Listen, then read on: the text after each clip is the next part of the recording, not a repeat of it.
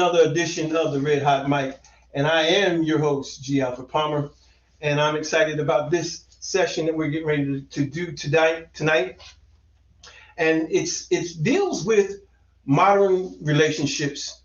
Modern relationships seem that, I mean, at least these celebrities seem to have everything that you think that that we would all want, but why aren't their relationships working? Why aren't their relationships working? That's my ESPN. Because my team is playing tonight. That's the Philadelphia 76ers, by the way. Um, I want to just say this to you. We see people that seem to have all the accoutrement, all the trappings of life, and we would think that they would be the ones that uh, would be our examples. And we look at from a cultural perspective, we look at these people and say, yes, they have everything. They're the ones that's going to set the example for all of us. And what we're seeing in our community culture and clan is people who seem to have everything don't have everything. I've been uh, following a trial that's been on the internet, and it's Johnny Depp defamation character or defamation trial against Amber Heard. And what I'm learning is, even though these people have all the trappings, they're still just people. They're just people, just like you and I. They're no different. They're really not. We expect them to be or to do uh, things differently, but they don't. They have the same problems. They have the same weaknesses that we do. The only difference between them and us is that their particular information, their lives are plastered upon the media, and everybody gets to see the situations that they go through, whereas others are in private. So anyway, I've been watching this trial, and in watching this trial, as I've been saying time and time again, these are not people that we need to belittle or make fun of. They are object lessons for us to learn how to handle our situations and how to live. I'm trying to make sure my ascot. I'm wearing an ascot tonight. I'm not used to wearing them on the air here.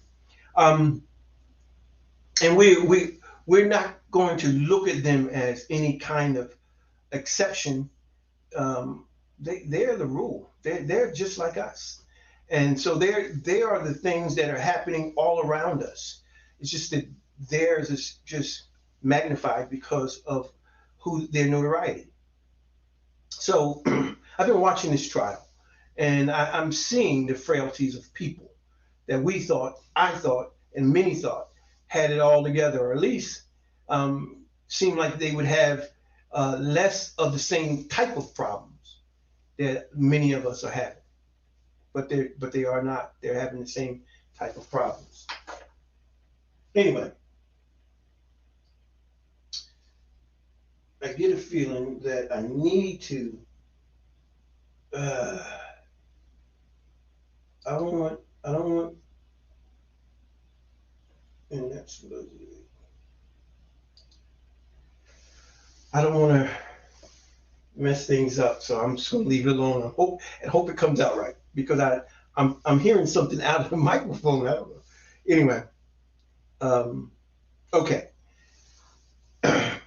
This trial for me has allowed me to begin to look at relationship. Relationship is important because of what they bring to us and what they not only bring to us, but what they um, cause us to see ourselves in. Okay, so um, there's been a lot of celebrity breakups recently, and they continue to happen. We've got a number of people that have breakups. Johnny Depp and Amber Heard, uh, Ryan Gosling and Eva Mendes. These are all people that are broken up or either going through some difficulties in their relationship. Uh, and then they're just people. Justin Timberlake and Jessica Biel, Dwayne Wade and Gabrielle Union, Will Smith, and Jada Pinkett hyphen Smith. Something about them hyphens, boy. I'm telling you, them hyphens. If she got a hyphen, boy, you in trouble. Bill Gates and Melinda Gates, Megan Good and Devon Franklin. She didn't even take his name, but anyway. Tiffany Haddish and Common, Elon Musk, and you name it. You got Kanye West and Kim Kardashian, Carmelo Anthony and Lala Anthony, Blair Underwood and Desiree DaCosta, which it just ended their marriage of 27 years. And then we have Jennifer Lopez and Alex Rodriguez, and it goes on and on and on and on. And these are the people that we think that shape our culture. See, they are cultural influencers. They're the ones that says what's cool and what's not. They're the ones that says what's in and what's out. They're the ones that says that, hey, follow my example because I've got it like this, and you want it what I've got. Well, do we? Do you really want what they have? I mean, I know that I believe Jay-Z said, more money, more problems. And so, I mean, hey, maybe that's true. Maybe it's not. But I do know one thing, they're still going to have problems, whether you have money or not. So, excuse me. All right, so, yes, these people have issues. Now, in watching the trial, what I'm seeing is that Johnny Depp is like he's a classic male. He's a classic beta male. And so what a beta male, we're going to talk about it a little bit more, and I'm going to describe some things about the beta male and the reason that a beta male becomes a beta male. But Johnny Depp, without question, is a beta male. And as a beta male, he's going to tolerate the behavior of Amber. And Amber's behavior speaks loudly too. Her behavior speaks loudly in the sense that it's very masculine. It's very independent. It's the independent woman type of mentality that we're seeing right now. So she, the culture calls it a toxic femininity, toxic femininity. Well, I say I don't believe that it's toxicity. I don't believe it's toxicity, not in the sense that they talk about. They say that she's a toxic woman. No, she's not a toxic woman. There's no such thing as a toxic woman. She's not a woman. But we'll get into that. Okay.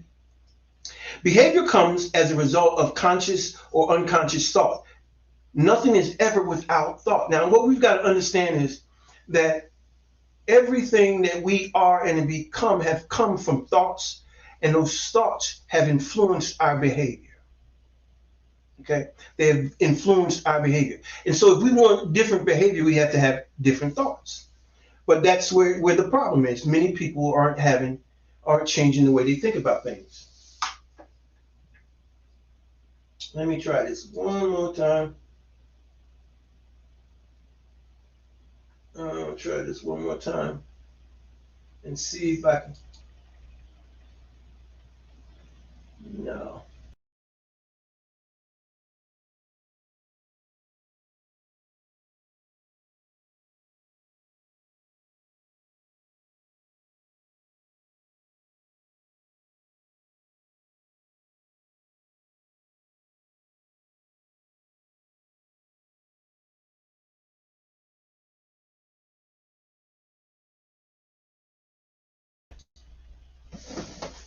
Okay. So let's try it this way because I love. Oh, this is crazy. This is crazy. This is totally um, off the rail. I shouldn't have did what I did, but I did what I did, and as a result, I created this problem.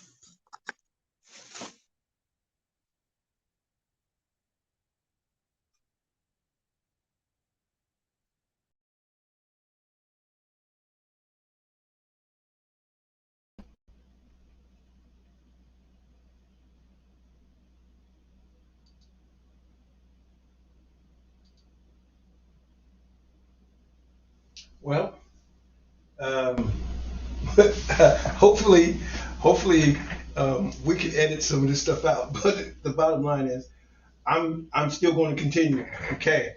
All right. So here's some of the things that I wanted to talk about, um, referencing this situation with Johnny Depp. It's not just Johnny Depp and Amber. It's really not. It's about us as individuals. We were talking. I was talking briefly about um, Amber's being called a toxic female or toxic woman or whatever, and they're saying she's got masculine traits or she's masculine. She's in her masculine energy. I hear that a lot. You're in your masculine energy. What you have to understand is there's no such thing. You either masculine or feminine, and the masculine and feminine is not something that you have innately. It's something that you've learned, and that's what I want to talk about. I want to talk about the difference between what we call toxic and we call it a toxic female or toxic uh, male, and then we talk about the ones that have what's the difference between those that are toxic and those that are not. Well, here's the truth of the matter. A person does not come here with anything else but what they were intended to. You don't come here with a masculine design and then operate in feminine energy, not by innate design. What happens is we gain traits. Now, traits are things that we observed, taught, or practiced. We observe these things. We've been taught these things observationally, or we've been taught these things formally or informally. However, we've been taught these types of behaviors and ways of thinking, and we've practiced them. And as a result of that, we think that that's the way that we are. No, no, that's not the way that you were innately designed. What you've done is you have gained traits and you've placed the traits that you've learned and that has been uploaded on your on your on the software that's been uploaded in you.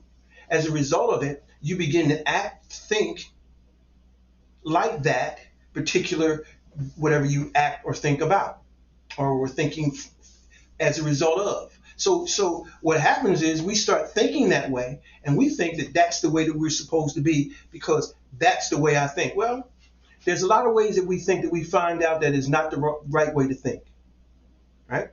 And so, with that being the case, what we have to understand is we have to be willing to change the way we think. Okay. See, just because you have certain traits doesn't mean that those traits first are permanent. They are changeable. Okay, you can change them. Okay, but many of us think that that's the way I'm supposed to be, when in all actuality, it's not. Okay, let's look at some other things. Gender maturation depends on development. Now, what am I? Why did I say that? Because I'm going somewhere here. We're as boys, we are born boys. We maturate to malehood and then manhood. All things being equal. Same thing with girls. Girls are born as girls, maturate into femalehood, and eventually, hopefully, into womanhood. But see, that maturation process depends on development. And see, this is where the problem is. We have people who are undeveloped, overdeveloped, or underdeveloped, and they're going out and they're getting into relationships, and these relationships are with other people that are have just as the similar problems as they. They either undeveloped, underdeveloped, or overdeveloped, and they bump heads because they are not mature enough. They haven't maturated the way that they were supposed to. Now, how are we supposed to maturate? How are we to mature? What is the right way of doing that? Okay, well, we're going to talk about that. But let's talk about this first. The difference between male and men. Okay, now when we start talking about the idea of males, now I want you to understand something about males. Now, and we talk about males a lot. We talk about males, and I hear people talk about, I'm an alpha male. An alpha male is a male who is overdeveloped in certain aspects of his masculinity. And it's not even so much the masculinity as it is the elements of his development. So we're going to talk about that as well. Let me turn this light off because I got green dots on my face. I'll be right back.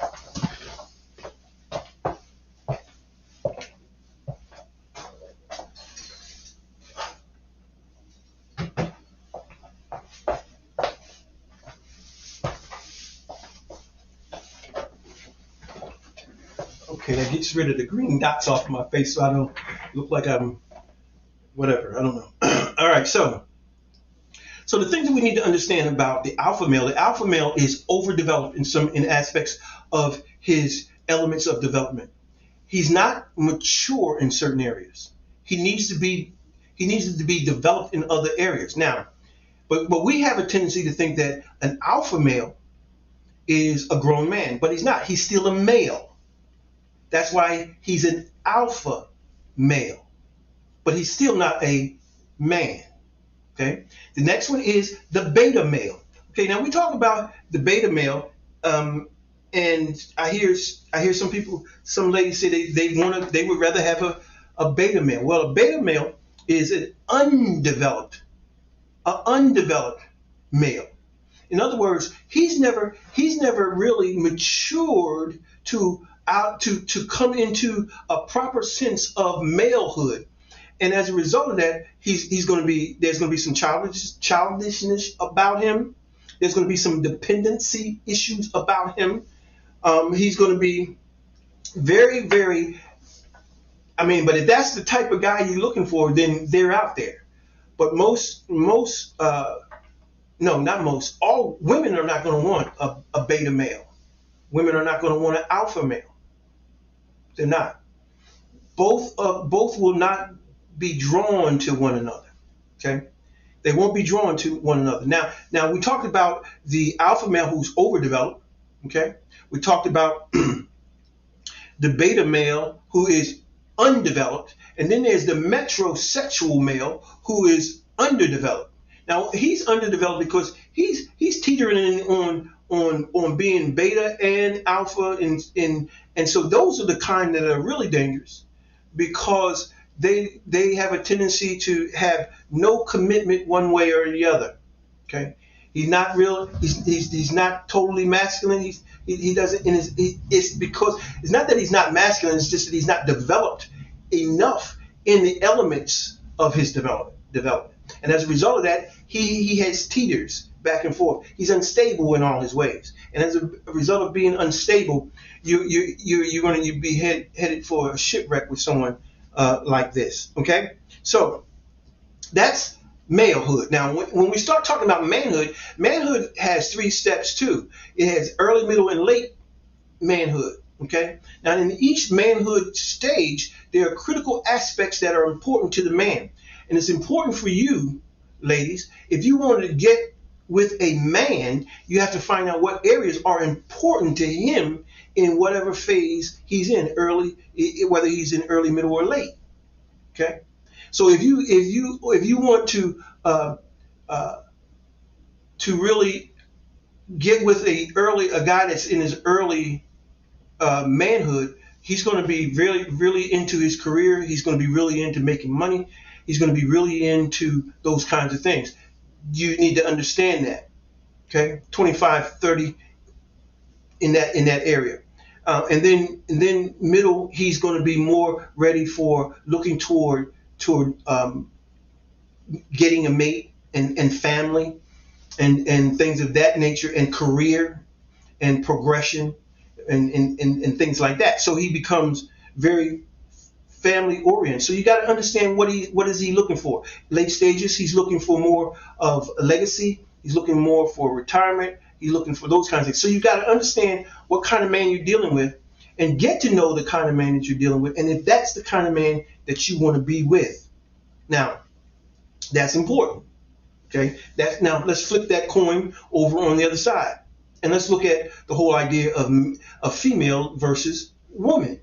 Now, when we look at a female, she operates in 3 areas. You'll meet a masculine or independent female. You will meet a girlish or dependent female, or you're going to meet a hypergamous female, which is pretty much a little bit of both, but with a more devious.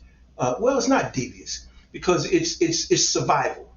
When hypergamy is about her surviving and what they have had to do to survive in this sphere called Earth, and so hypergamy has become almost hotwired in the female.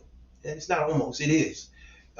It is. So when we start talking about developmental in those phases, well, with a masculine or independent female, she is overdeveloped in aspects of her development. Okay, we're going to talk about these stages of development, these elements of development in a minute. Now, as the girlish dependent female is undeveloped. She's like a little girl. That's why girlish. She has still that girlish element about her, which is very dangerous. But at the same time, some guys want that type of quality. They're looking for a female who's really dependent upon them for everything. And then there's also with the masculine independent one, she doesn't need a man, right?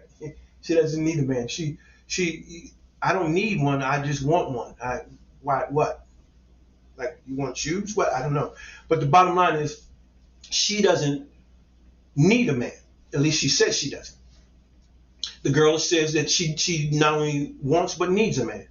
And then the hypergamous understands that she needs a man to get to certain stations that she wants to get to, and she'll move about to different men at different stations of life in order for her to get whatever it is she wants.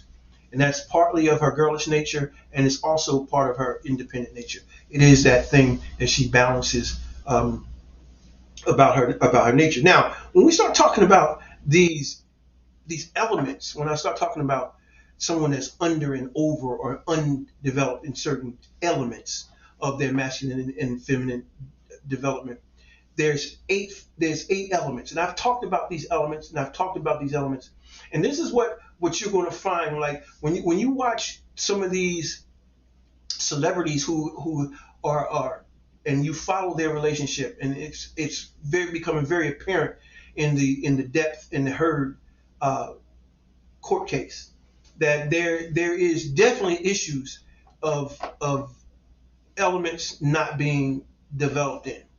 Okay, so we talked about this before. We talked about it in other times. We talked about mental development. Mentally, people have to be developed. You have to take time to ascertain their mental status because not everybody has proper mental faculties, and that means they may have some mental health issues. And so it becomes imperative that you understand the difference of what mental health looks like and what does mental development look like. Okay, a person that's 40 that acts like he's 17 has mental issues. Could be some of the other ones, but I'm saying there could be a possibility of some mental issues there. So we have to understand and look and glean and come to understand whether that's an issue, and if it's not, okay. But if it is, if that's something that you want to get involved with or not, okay. So it's mental, the mental development. Okay. Next, cognitive. Cognitive development is the ability to think, the ability to synthesize information. I have trouble saying that word sometimes. Synthesize information and to put information together sequentially and have it to make sense and have a flow to it. Can they put thoughts together, or are they disjointed and incoherent? If that's the case, then there's some cognitive, that could be some cognitive developmental issues. Okay, emotional is the third. Emotional development. Now, does he have a temper? Does she have a temper? If we look at this case with Johnny Depp, it seems like they both had a very, very, very bad temper. Emotionally, they weren't developed. They weren't developed emotionally. And I mean, the drugs and alcohol didn't help either, right? But the bottom line is there seems to be some emotional impairment, because emotions will drive you to do some really, you know, crazy things. And some of the things that we're hearing that's happening between those two is really, really bizarre. The next is number 4 is philosophical development. The philosophical development talks about how a person sees the world, how a person sees themselves in the world, or sees how the world handles them and how they go about in the world. So, some people philosophically, they see the glass half empty while others see it half full. It's that your philosophical perspective, okay, and how, if you have a philosophical idea that everything is bad, doom and gloom, then that's how you'll see the world. That's how you go about acting in the world, and as a result of that, the world will actually give you frequency, that same frequency back. Vibrationally, you get that same vibration back as well. So philosophical development is very, very important, and many people don't take time to learn what it means to be philosophically developed. Okay. Number 5, intellectual development. Intellectual development is, do you have just common sense intellectually? It's not that you have to be really bright, smart, and but you have to have a sense of being able to figure what's what. Okay. There have to be a sense of saneness about you, a sense of balance about you, of the ability to figure things out, right? So that's important as well. Psychologically, number 6, psychological development. Now, there are people that have psychological problems. Psychological problems kind of go hand in hand with the mental development piece. Okay, so psychologically, you have to understand how this person thinks. Okay, are they cognitive? Are they more of a behaviorist? How do they operate? How do they move about within their landscape? Okay, so it becomes important for us to understand how a person operates psychologically. And if we don't, what happens is we find ourselves with someone that we like, whoa, I, I didn't know that they were like that. Okay. Number 7 is philosophical. Um, I'm sorry, is physiological. We already did philosophical. Physiological development is basically how they age. Okay. You know, how they age. You hear somebody say, he's got an old soul, or she's got an old soul. And it's because of they seem to act like they're older than what they are, and it's because of some of the developmental process that they have that we already mentioned that seems to make them seem like they're older and more mature and more balanced than they are because they have developed in other areas. And the flip side of that coin is someone can be a certain age and they don't seem like they have it together at all. And you say, well, he doesn't act his age. She doesn't act her age. Okay. And then lastly is the chronological. The chronological actually is the one that talks about age. The physiological talks about the physical makeup. I got them flipped. The physical makeup. So the physiological is the physical. The chronological is the age-wise. She doesn't act her age. She does act her age. She acts more mature for age.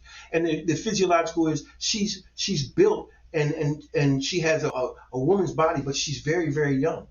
Or he seems to be very, very mature, and he acts like a grown man, but he's very, very young. And so those kinds of things come into play. And these are the developmental processes that a person can be undeveloped in, overdeveloped in, or underdeveloped in. And as a result, it will affect how the relationship operates. So it becomes important for us to understand and to gain a better understanding of these 8 elements, how these 8 elements apply in daily life and in our relationships as we choose to go into relationships, to use these 8 elements to gauge where a person is so that we can find someone that's more balanced and more equal to where we are.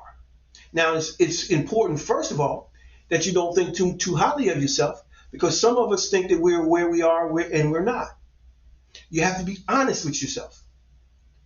You have to be honest about who you are and where you are. And if you can do that, then you can better be able to understand where other people are. But if you can't understand yourself, you're not going to be able to understand where other people are. But it has to start with you. Before you can go out and start trying to find someone else, the work has to be done with you.